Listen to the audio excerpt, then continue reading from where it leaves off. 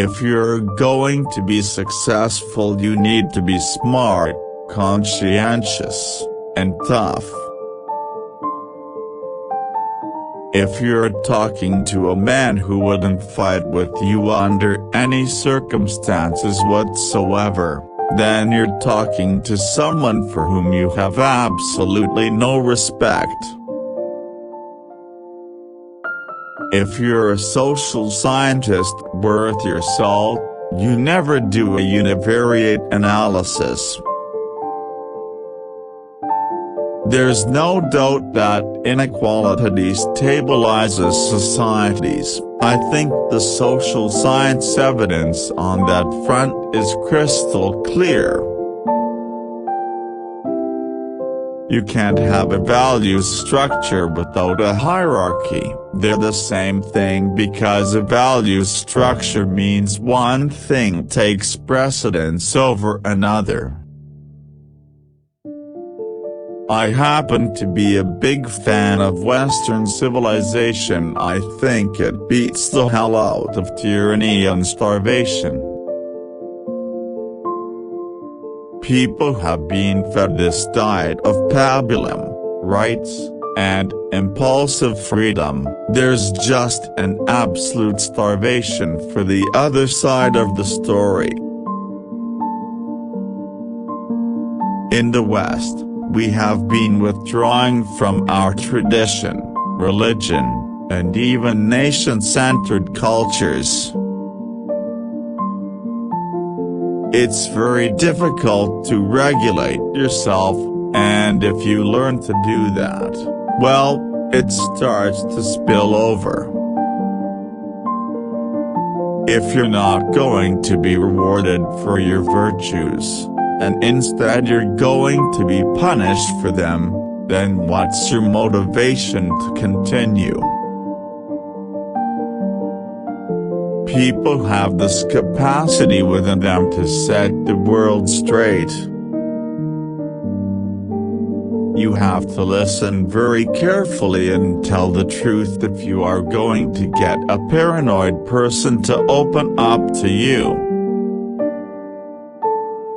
It's not proper for the government to intrude too thoroughly into the domain of the family. It's inappropriate.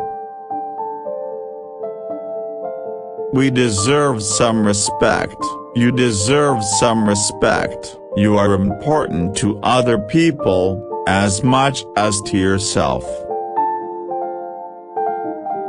I'm always surprised when people respond positively to what I am saying, given its seriousness and strange nature.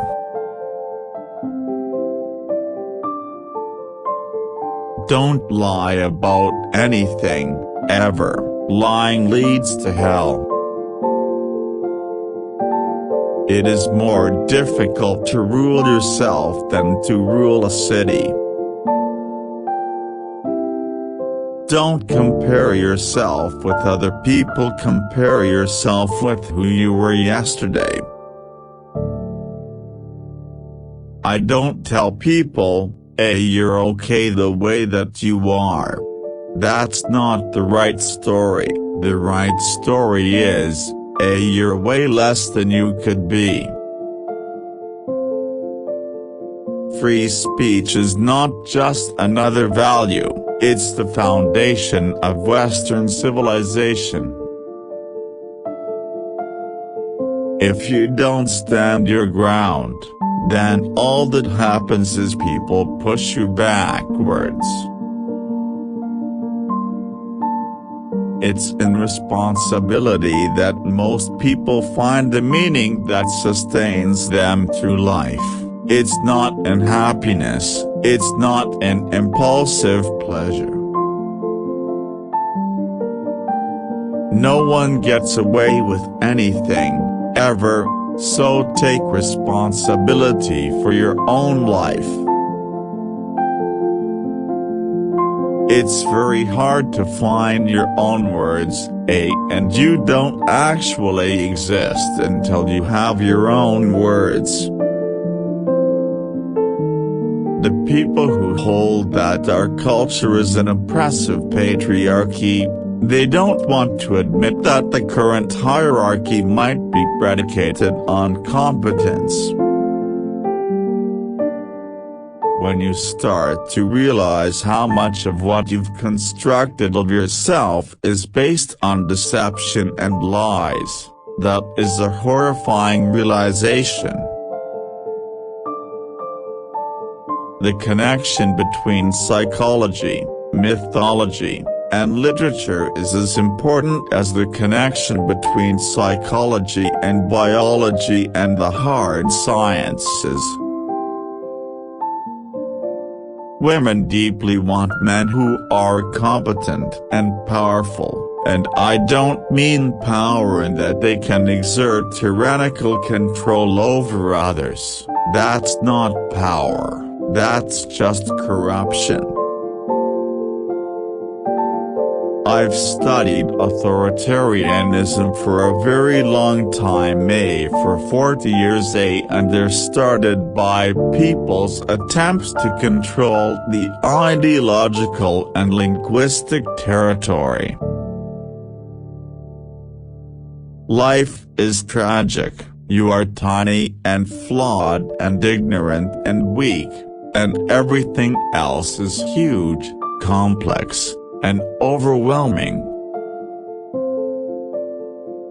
Self-love is the only antidote to the chaos of existence, and if you don't love and care for yourself and your own needs, you will cause unnecessary suffering both for yourself and others. Once someone has spent enough time cultivating bad habits and biding their time, they are much diminished. Much of what they could have been has dissipated. As pessimistic as I am about the nature of human beings and our capacity for atrocity and malevolence and betrayal and laziness and inertia, and all those things, I think we can transcend all that and set things straight. Men and women aren't the same, and they won't be the same. That doesn't mean that they can't be treated fairly. Part of the reason there's an injunction to the truth, for example, is that if you're in a circumstance of extreme uncertainty, your best weapon, let's say, or your best tool or your best defense is the truth, because it keeps things simpler.